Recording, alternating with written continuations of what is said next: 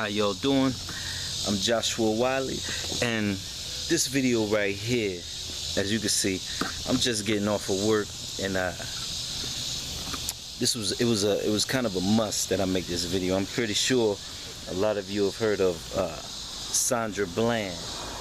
You know, Sandra Bland was a black woman who was murdered. She was murdered down in Texas by of course the police. The police had murdered her. They trying to say it's suicide, but once you look at all the details and the story itself, it's almost like, you know, it's no question what happened. You know, it's no question what happened. And the reason why I'm filming this outside is, you know, basically this is not an easy subject. You know, of course it got my blood boiling when I seen it, but this is to be expected in these last days and time. Matter of fact, Jesus calls it the beginning of sorrows, and we are witnessing. You know, he says that the Holy Spirit is going to leave the earth, slowly leave the earth during these last days. So we're going to keep seeing more and more crazy stuff, more and more crazy stuff. People losing their mind, acting out over emotion, and things of that nature. But the reason what hit me, you know, I called my mom when I'm on the interstate coming home, and I called my mom, and I'm sitting there talking with her, and she said something that struck a chord in me, and it made perfect sense. And I was telling a friend of mine at work last night when we were talking about the Sandra Bland situation. I said, you know, we as Americans can be so lackadaisical, and we allow so much nonsense to go on. That's the reason why we just go in your mind over how many men and women have been killed and murdered by police. You know, even just recently, even though we know these things have been going on for years, but even recently, we just sit back and let it happen. We might complain, we might do this, but nobody changes anything. You know, and it's like we're being lulled to sleep. It's the words my mom using, and she's right. We're being lulled to sleep. Now, I know some people are gonna say with Sandra Bland, it was her fault. You know, her attitude, her mouth. I don't want to hear all that. You know, we're all grown folk. I was born in this country. I got the right to say and speak however I want. Now, don't get me wrong. There's a time and place, and there's a tactful way of handling things. But when you look at the video, she was obviously mistreated. The cop was baiting her into a fight, and so I tell people to be smart. Like I told my son, like, look, you get in a situation with the police, try to handle it quickly as possible. You know, we're in a war. We're in a war. Try to handle it as quickly as possible. Cooperate, do what you got to do to get out of there. If something happens, you call me once you get a chance to, but try to cooperate to the best of your ability. Handle it, keep your temperament down and in control, and we can handle it in different ways, you know, if you're treated unjustly. But if someone is in their legal rights to speak their mind and say what they have to say, you know, people can't say, oh, that's the reason. Why? Because she said she wouldn't put a cigarette out? Are you kidding me? You know, back when I did smoke, I wish somebody would just tell me, put your cigarette out. You know, like I'm a child. No, our first instinct, you know, if you got any kahunas about yourself, is to say no. So, you know, some people gonna harp on her attitude, and I'm gonna say, you know, certain things could have been done tactfully and with finesse in a different way, but I can't knock her at all for standing her ground in her legal rights and standing her ground. I'm not gonna knock her at all. You know, I can't knock her at all. But anyway, what hit me last night, I was telling a buddy of mine, I said they're watching to see how we respond to these events, all these injustices that's been happening. And trust me, they know that they're injustices. They are watching Americans' response to see how we respond. And beloved, they are noticing that we might complain, we might hit up social media, but we don't dictate any rules. We're not. the way our country was built, the people make the rules. You know, it's the people who make the rules, and they see that we just allow things to happen. You know, we just allow these things to happen. We don't hold the police officers accountable. In other countries, oh, what? They'd have burnt down a police station. Now, I'm not saying go do that, but what I'm saying is they hold people accountable. The people do. The people do. And this is a precursor.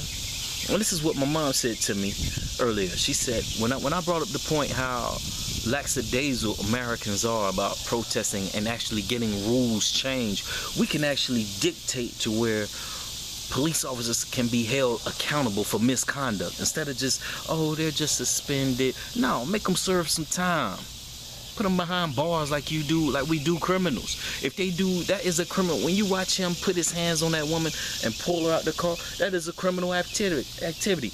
You know, I've talked crazy and funky to police several times. I'm not saying it's the smart thing to do, but I have, because I have to work on my temperament. You know, everybody that knows Joshua Wiley knows Joshua Wiley has a temperament. And one thing I do not love from living in Camden, New Jersey, Asheville, North Carolina, is I know there's many shiesty police, and I can tell when an officer is just expressing his power over a woman, you know, especially over a woman, you know. And that's clearly what he was doing, was just flexing his power, abusing his authority over a woman. But what's saddening is this is a precursor for Christian persecution. For the Bible tells us that Christians is gonna come a point in time. In Revelation 13, the series that I'm doing now is actually dealing with this. And the Pope coming to meet with us September 23rd is not a coincidence at all. But anyway, the Bible tells us in Revelation 13 that the beast, speaking of America, and that's, you know, this starts at Revelation 13 verse 11, will form an image to the earlier beast that came before, talking about the Roman Catholic Church, when they ruled throughout the Dark Ages for 1260 years. Now, they're going to form an image. You know, a part of this image is they're going to force worship. Now, why would I say that Sandra Bland is a precursor to this? Why? Because they see our responses. They see our responses to things, and they know that the minute they start treating Christians who don't worship as they say worship, when they start treating Christians like that, oh, we just pop up dead, or because of the NDAA, the National Defense Authorization Act, because of that, when people are just disappearing and they're killing us somewhere. And why I say killing us, because they know teachers who are teaching the truth in Bible prophecy, who our country has deemed as the number one in homeland terrorists to watch out for, people who believe in Bible prophecy. But anyway, when they know that because of the NDAA, which was signed on New Year's Eve as a tack when everybody has been out partying and things of that nature, yeah, let's sign one of the most important laws our nation has ever known, where they could just grab you, lock you away for life. Don't have to tell your family, your wife, your kids, don't have to tell anybody anything. You don't have to go. You don't have to go to trial. You don't need a lawyer. Yes, that law alone pretty much rips up our Constitution, but it's signed and it is an act. So when they just start snatching people off the streets and people are disappearing, and for my better judgment, since they don't have to tell your family anything and they can hold you indefinitely for the rest of your life without a trial, they could just kill you somewhere, you murdered. Let's just say like Sandra Bland, you pop up a couple days later dead, you know, you pop up a couple, what, they just say, oh, you died in your cell. Everybody might complain, oh, that's messed up, what happened to Joshua? But 2 days later, they're back about their regular business. They're back with the remote, changing the channel, watching the next sports on TV. You know, we're being lulled to sleep. I just tried to look for Sandra Bland on Bing News, Microsoft Network News. Could not find one thing. You know, all my information I can only find on YouTube. You know, YouTube and certain other offshoot news organizations. But another good point my mom had brought up is the fact that where are the ministers? Now see, ministers, a lot of churches are government funded. Well, they get a piece of money from the government. And a lot of these ministers, high profile ministers, are in bed with the elites to push certain agendas. One of the agendas is to lull you asleep, to keep you you know, I ain't saying be violent. There are ways and tactful ways, smart ways to get laws pushed, you know. My mom brought up a great point. She grew up in the era of the Black Panther Party. One of the things they used to do when they was approached with police, get on their hands and knees, put their hands up, not give them a reason, even though they were still mistreated and things of that nature. But they used tact. They use tact. And see, that's what they don't want us to use. They don't want us to use tact. But we can also use tact in getting laws passed that these things don't happen. If police officers start having to serve time for just putting their hands on a, say, let's say the Sandra Bland case. If they open up a door, if a police officer just opens up the door and forcefully pulls a woman out of the car over a violation like that, you know, over just not using her turn signal, if he starts to having to be held accountable, slamming her head on the pavement, if he's having to be held accountable instead of just, we suspended him, no, press assault, make him serve time. If we start holding these men accountable for their actions, then certain things would change. But we the people can demand this. We can deem it. If people stop being scared to lose their job, lose their cars, their possession, and get ready to stand for what you believe in, which we don't. We're the most lackadaisical, getting high, partying, pill popping generation in this time. These things wouldn't have happened 20, 30 years ago, you know, when actually teenagers, young, old, middle-aged, old school, when people actually wasn't scared to go and hold their city, their governor, their state accountable, you know, accountable. And this has been a subtle downhill function. You know, I love you know, certain black women like that I know, like Miss Rhonda Haynes. Miss Rhonda Haynes and her friend Nia Love are making a documentary film called The Lynching Tree about this very action. This very action, and her documentary film is about how we sit around thinking these things don't exist no more. Oh, people aren't racist. This stuff don't exist no more. What? Are you serious? I mean, this is just the Sandra Bland case is just the tip of the iceberg. Like I heard somebody say, if she wouldn't have died, you know, we wouldn't be talking about it right now. We wouldn't be talking about it right now. And if we didn't have cameras, things of that nature, if police didn't have to have dash cams, which they edited in her case, you know, we wouldn't hear about it right now. And we have to believe, and people would believe what the cop had told her. Oh, she was resisting arrest. She assaulted him. She kicked him in the shin. I guess she kicked him in the shin when he had her up in the air slamming her down. Her leg went back and hit his shin. And that's how she was assaulted arrest. But like somebody brought out the point, and I'm going to just state this real quick. Somebody brought the point. When she wouldn't put out her cigarette, he said, I'm going to arrest you right there, and open up her door. If we start holding officers accountable, make them face jail time, stop this little petty suspension, what they be doing.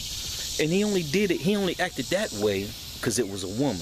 Like I said, I blanked out on the police when I was wilding before I gave my heart to the Lord and really started teaching. And like I said, I was just talking to my wife about and taking my temperament to the Lord, you know, just yesterday, before I even found out about all of this. You know, back when I blanked out on police, things of that nature, they know who to blank out on and who not to. You know, there's a lot of cowards in uniform. And right now, I live around a military base, and a lot of ex-military go into armed forces. And I got a lot of friends who are military. And what's sad is, you have a lot of men who are cowardice in heart, get this little power, and they're Barney Fife. They're Barney Fife with the gun. You know, and Barney Fife was always shaking, hand on the hip, always shaking. They're Barney Fife. And they get a little bit of power and they abuse it. But beloved, this is a precursor to Christian persecution. I'm telling you, everybody, the signs are here. It started several years ago when all the dead animals popped up on New Year's. You know, Hosea, I believe it's Hosea chapter 4. Hosea chapter 4, verses 1 through 3 speak on when the earth shall mourn, and the birds of the air, the sea, and the animals of the sea, the fishes of the sea, these things shall start to die and wither away. And we see these things happening, but we go about our daily life. It's like, do you honestly believe that these things are gonna happen?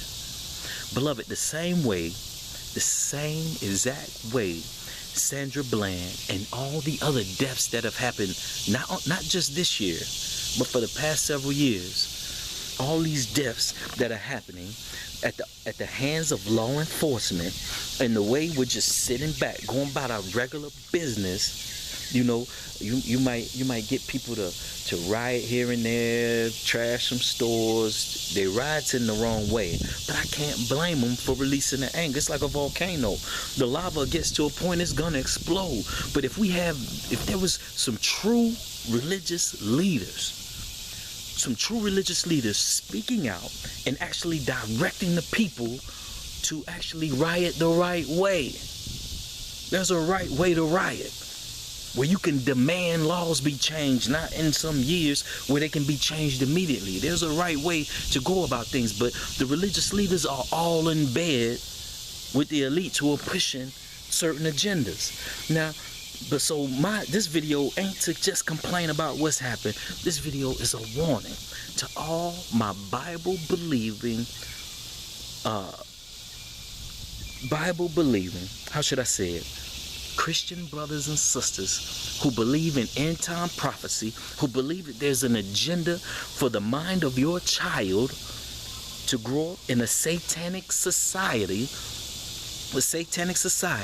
Google Alice A. Bailey. Come on, y'all. Start doing your homework.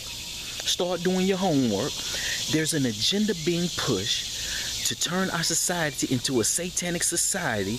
This woman who created Lucifer's Publishing, but shortened it to Lucis Trust, her headquarters is in the United Nations building.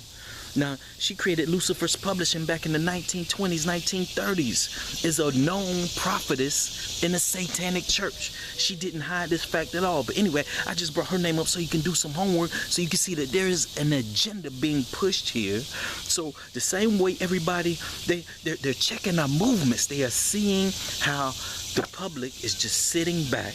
We might complain, we might tweet something, this and that, but we're sitting back. People can die, be killed at the hands of law enforcement, and the public does nothing.